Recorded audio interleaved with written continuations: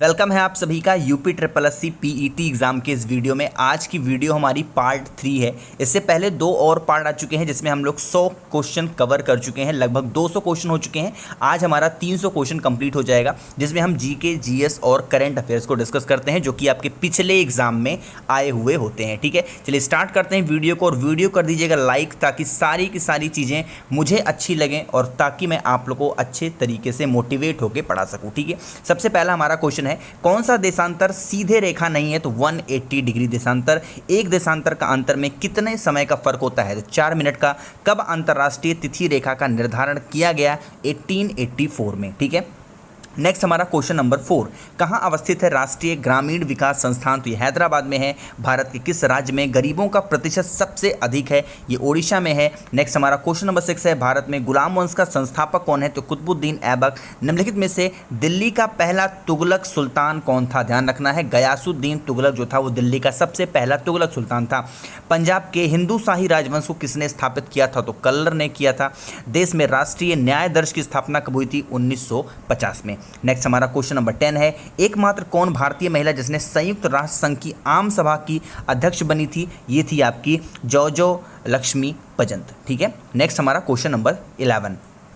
थोड़ा सा मैं इसको जूम आउट कर लेता हूँ ताकि आप लोग को सारा पूरा क्वेश्चन ध्यान से समझ में आ जाए। 11वां क्वेश्चन है कि संयुक्त राष्ट्र की सुरक्षा परिषद के अस्थायी सदस्य का काल कितने वर्ष का होता है? 2 वर्ष का। यूनेस्को का मुख्यालय कहाँ पर है? जिनेवा में है। शतरंज खेल का जन्मदाता देश किसे कहा जाता है? शतरंज खेल आपको पता होना चाहिए, भारत में ही जन्म हुआ था शतरंज खेल का। नेक्स्ट हमारा क्वेश्चन नंबर 14 है, बेसबॉल के प्रत्येक टीम में खिलाड़ियों की संख्या कितनी होती है? 9 होती है। देखिए क्वेश्चन को बहुत ही ध्यान से समझिएगा, यहाँ पर प्रत्येक टीम की बात की जा रही है। अगर सिर्फ पूछा होता बेसबॉल टीम में कुल कितने खिलाड़ी होते हैं तो आप बताते 18। कुल खिलाड़ी अगर पूछा तो 18, लेकिन प्रत्येक टीम की बात करेंगे तो हम 9 बताएंगे। भारतीय संविधान के कौन से अनुच्छेद के अंतर्गत जम्मू कश्मीर को भारतीय संविधान द्वारा विशेष स्थिति दी गई थी? यहां पर होना चाहिए, तो आर्टिकल 370 आपको पता है।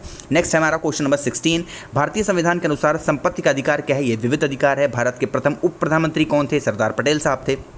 नेक्स्ट है question number 18, global e commerce company eBay के साथ किस राज्य के हथकरघा निगम के एक समझौता ज्ञापन पर हस्ताक्षर किए हैं? तो ये गुजरात ने किया है। नेक्स्ट हमारा क्वेश्चन नंबर 19 है, जीआईपीसी के अंतर्राष्ट्रीय बौद्धिक संपदा सूचांक में भारत को कौन सा स्थान दिया गया? तो 29वां स्थान दिया गया है। वह संविधान संशोधन जिसके तहत जीएसटी पारित किया गया, 122वां संविधान संशोधन था जिसके तहत जीएसटी पारित किया गया है। अगर आपको पता है कि जीएसटी सबसे पहले कौन से देश में स्टार्ट की गई थी तो कमेंट सेक्शन में ज़रूर बताइएगा।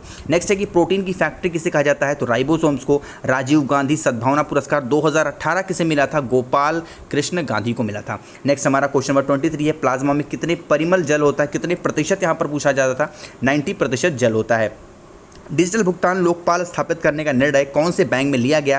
ये भारतीय रिजर्व बैंक ने लिया है। हाल ही में कितना हवाई अड्डे का निजीकरण करने का निर्णय लिया गया है? 6। जब ये निजीकरण का शब्द सुनता हूँ तो बहुत ही दुख होता है, लेकिन अब क्या ही कर सकते हैं, कुछ बोलना भी ठीक नहीं है। नेक्स्ट है कि हाल ही में T20 में सर्वाधिक रन बनाने वाले खिलाड़ी कौन से हैं? ये रोहित शर्मा हैं। गांधार कला यानी कि काल में किस काल में विकसित हुई थी? ये कुरान काल में विकसित हुई थी। ठीक है, प्राइवेटाइजेशन का जो नाम होता है ना, ये बहुत ही खतरनाक चीज़ें होती हैं। जब कोई चीज़ें प्राइवेट हो जाएंगी ना तो उसमें गवर्नमेंट का कोई रोल नहीं रह जाता है ना। बाकी ये सरकार समझ नहीं पा रही है। यामिनी कृष्ण मूर्ति किसे कला के लिए प्रसिद्ध है? तो ये भरतनाट्यम के लिए है। भारत का सबसे प्राचीनतम संदीप यंत्र कौन सा है? ये बीना है। जीन शब्द का प्रतिपादन किसने किया था? जोहानसन ने किया था। जीन्स किससे बने होते हैं? डीएनए से बने होते हैं। किसके द्वारा? अनुवंशिकी का विज्ञान को अनुवंशिकी कहा गया, ये वॉटसन के द्वारा कहा गया था। नेक्स्ट हमारा क्वेश्चन नंबर 33 है, सबसे तेज बहने वाली महासागरीय जलधारा कौन सी है? गल्फ स्ट्रीम जलधारा है सबसे तेज बहने वाली। नेक्स्ट है ग्रेट बैरियर रीफ, ये मोस्ट इंपॉर्टेंट और मोस्ट रिपीटेड क्वेश्चन है आपके किसी भी एग्जाम के लिए।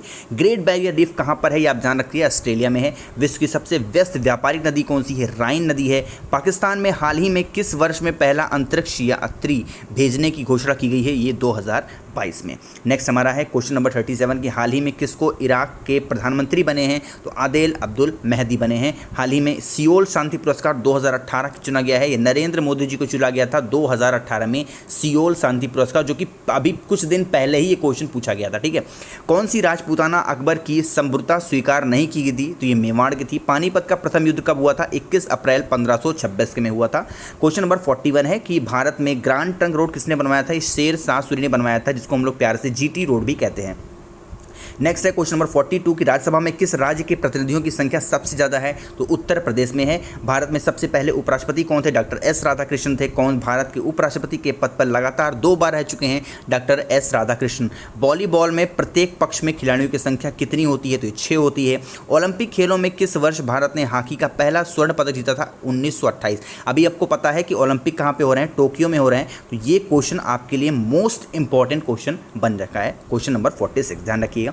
क्वेश्चन नंबर 47 है क्रिकेट में पिच की लंबाई कितनी होती है, 20.12 मीटर होती है। विवेकानंद रॉक मेमोरियल कहाँ पर है, कन्याकुमारी में है। चैतन्य महाप्रभु का जन्म कहाँ पर हुआ था, नवद्वीप नदिया में हुआ था। भारत में पुनर्जागरण का जनक किसे कहा जाता है, तो राजा राम मोहन राय को कहा जाता है। नेक्स्ट है क्वेश्चन नंबर 51, भारतनाट्यम नृत्य कौन से राज्य से संबंधित है, तमिलनाडु से संबंधित है। तो 51 क्वेश्चन हमने कवर कर लिए हैं। अभी तक अगर आपने वीडियो लाइक नहीं किया, यार वीडियो कर लो लाइक, और चैनल पे पहली बार आए हैं, मेरी आवाज़ आप पहली बार सुन रहे हो, तो चैनल को कर लो सब्सक्राइब, ताकि ऐसी और सारी वीडियोज़ आपको देखने को सबसे पहले मिल पाएँ। सब्सक्राइब नहीं करोगे तो नोटिफिकेशन वीडियो की आप तक नहीं पहुँच पाएंगे, ठीक है।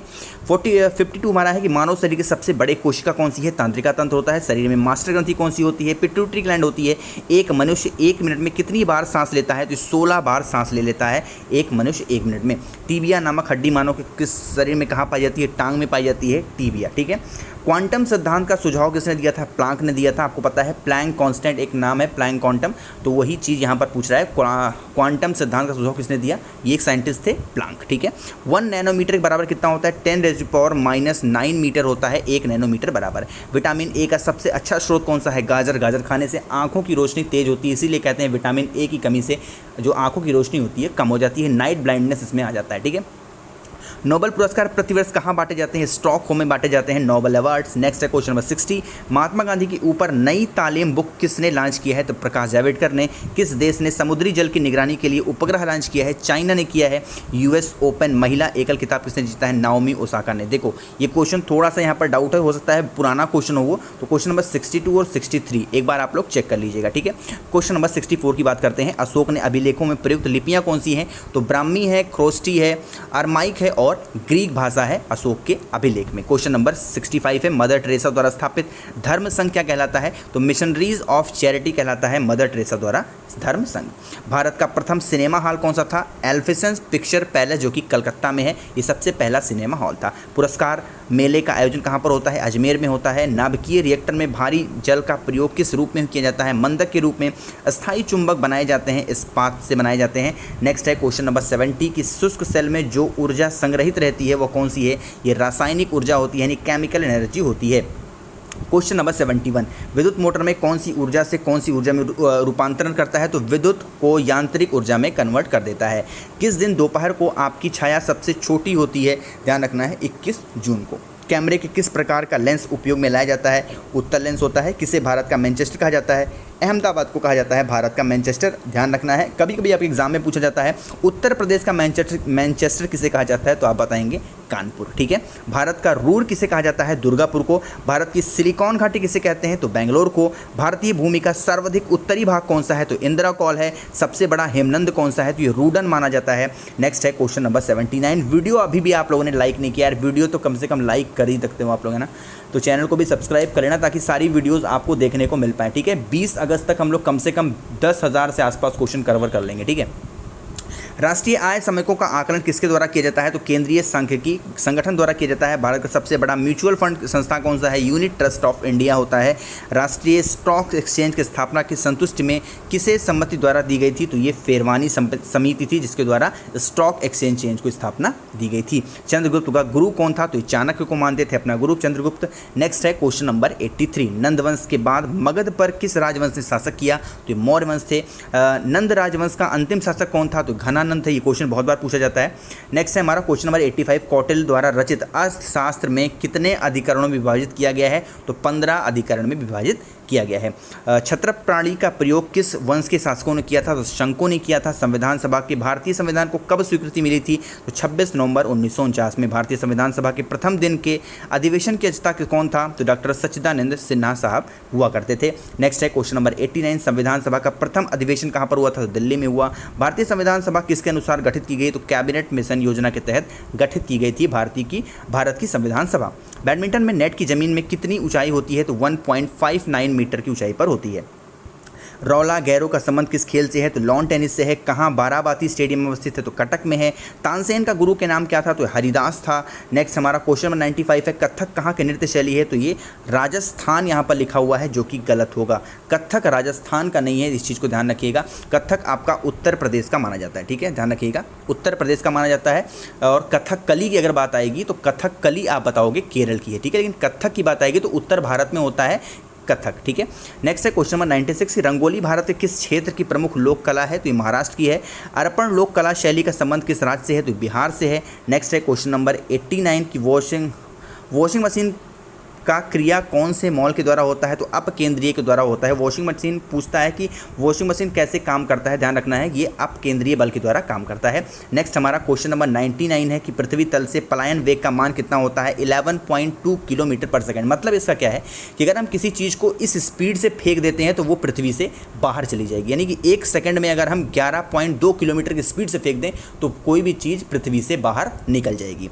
नेक्स्ट है, और इस सेशन का लास्ट क्वेश्चन है, तेल जल के तल पर फैल जाता है क्योंकि? देखिए, जो तेल का जो पृष्ठ तनाव होता है वो जल से कम होता है, इसीलिए जो तेल होता है पानी के ऊपर तैरता रहता है। 100 क्वेश्चन हमने आज कवर किए हैं। कल हम इसका चौथा पार्ट लेके आएंगे, लेकिन उसके लिए आपको चैनल को करना पड़ेगा सब्सक्राइब, ताकि नोटिफिकेशन आप तक पहुंच पाए। और वीडियो अगर आपको पसंद आई है, वीडियो को कर दीजिएगा लाइक, ताकि ऐसी और वीडियोज़ आपको देखने को सबसे पहले मिल सकें। कोई डाउट होता है कॉमेंट सेक्शन में ज़रूर बताइएगा, और आप लोग जरूर से ज़रूर चैनल को सब्सक्राइब किया करिए, ताकि नोटिफिकेशन आप तक नहीं पहुंच पाएगी। फिर आप लोग मुझे टेलीग्राम पर भी बहुत मैसेज करते हैं, इसकी PDF टेलीग्राम पर आपको मिल जाएगी, लिंक डिस्क्रिप्शन में है टेलीग्राम ग्रुप का, ठीक है। Thank you so much for watching this video.